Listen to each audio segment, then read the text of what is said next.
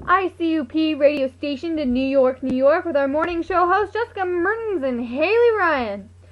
Hey guys, welcome back. This is ICUP right here in New York City. We have a bunch of news for you today, folks. The President of the United States has been declared dead. That's right, dead. But what's the cause? There are many rumors and speculations going around, but before we go into the tragic details, everyone here at the radio station felt it necessary to have a moment of silence in remembering the nation's 29th President of the United States. Thank you. Alright folks, the death of Warren Harding will always be remembered. The small-town farm boy was born in Ohio. He was never healthy, even when he was younger. The young president had coronary artery disease, and his lips were often blue. He lived a life filled with fat, tobacco, and alcohol, typical in our time. He started out as a young man in the publishing business, but entered politics at the urging of his wife. Today, August 2nd, 1923, the president was found dead. Evidence points to a stroke or a heart attack, but which killed him is unclear. Yeah, Jessica. More recent stories point to a predicted suicide or even homicide incident.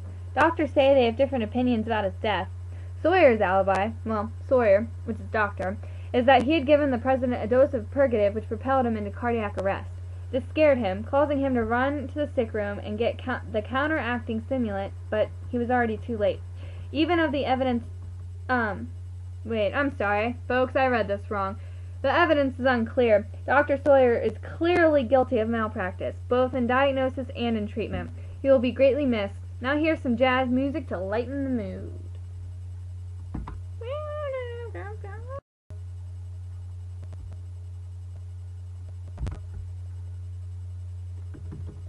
Hello folks, this is ICUP Radio here in New York, New York, reporting the dirty with the dirty.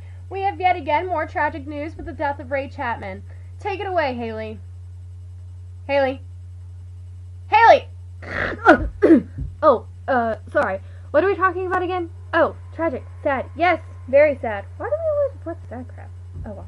Anyway, Ray Chapman was 29 years old. He was a shortstop and an outfielder on the Cleveland Indians. He was known as one of the fastest players in the league and was an effective decoy for the team.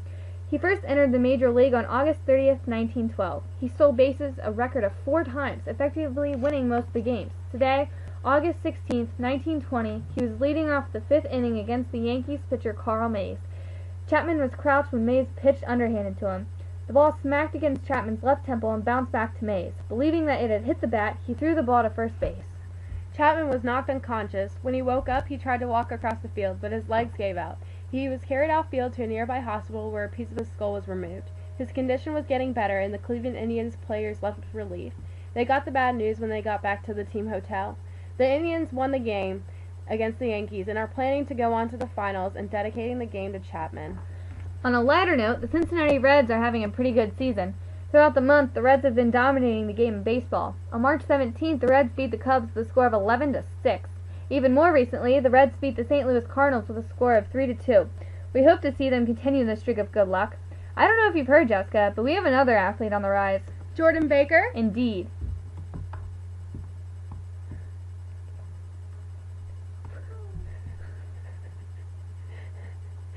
Oh yes, Jordan Baker, a young woman from our own New York residence, has recently placed second in National Women's Golfing Tournament. The tournament was held in West Virginia, where Baker faced off against opponents from all over the nation. Her rival Marie Smith placed third in the tournament, losing to Baker by 5 points. The winner of the tournament, Annabelle Leanne, is advancing on to the International Women's Golfing Tournament. Recently, I spoke to Jordan Baker and asked her about the loss.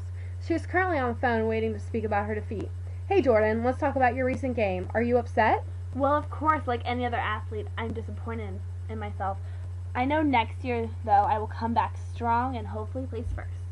Why do you think your comeback will be so strong, Jordan? Well, I'm just going to pretend that the ball is Nick's face. Mr. Carraway, your ex-boyfriend, we've heard many things about you, but I recently heard that you have gotten engaged. Is this true? We were on the verge of getting engaged, but that didn't happen. Right. I mean, well, great to have you on the show, Jordan. You're lucky to have me. Good evening, folks. We're back with some pretty juicy gossip. Yes, we are. Did you hear about the crazy party that happened in the West Egg last night? Why didn't I go? I mean, Jay Gatsby's party. Yes. Oh, pish posh. Those out-of-control parties are normal for him. What's so juicy about this story tonight? Well, I heard that Jay Gatsby was hanging around with Daisy Buchanan. Yes, I heard they were seen at a party, and sources say that they had love written all over their faces. Ooh, but isn't Daisy married to Tom Buchanan? Yes, which is why this is such a strange story. I guess we'll see what happens with them. Well, in other news, let's go to the John Scopes trial. In the spring of 1925, John Scopes completed his first year as a science teacher and part-time football coach in Dayton. The state of Tennessee passed a law naming it illegal to teach evolution in public schools. While he was playing tennis, a group of businessmen asked him if he'd be willing to be scrutinized for teaching evolution. He couldn't remember teaching Darwin's theory, but he believed in evolution and agreed to the plan. Let's go to Haley for the opposing side. Oh, sure. Thanks, Jessica. Making me look like the bad guy. Anyway, in 1921, when William Jennings Bryan was 61 years old. Yeah, old, ancient. Anyway, Bryan began a new campaign to ban the teaching of evolution in public schools. Many wondered if Bryan had given up his progressive ideals. Had his religious faith turned him against science, education, and free speech? Few understood his reasons for opposing evolution. He even quoted, "Evolution is the merciless law by which the strong crowd out and kill off the weak." He believed that the Bible countered this merciless law with the law of love. The trial began on July 10th, 1925. Oh, yeah, baby. And it was the first televised court case. Don't we feel special? The Scopes trial met all the public's expectations and more. During the 12 hot July days in court, Dayton swarmed with politicians and lawyers, preachers and university scholars, reporters, and even circus performers. The streets of Dayton took on the appearance of a small-town fair, with people selling souvenirs and religious books. The reporters came from as far away as Hong Kong. But, despite all this, John Scopes was ruled guilty.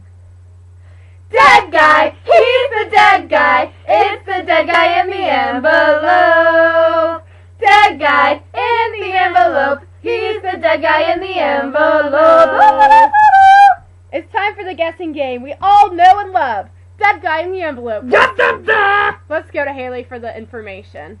Alrighty, guys. This young man died in his 30s. He was an up-and-coming wealthy bachelor who held parties almost every weekend. He knew a lot of famous people, but here's the scandal. Only 3 people showed up at his funeral. WTF? That stands for Wednesday, Thursday, Friday to make this appropriate. He was allegedly having an affair with Daisy Buchanan, and his car was seen running over Myrtle Wilson. I'm not supposed to laugh, folks, but that's pretty. Recent news has shown his real name is James Gatz. He was murdered out of envy. We're taking callers now.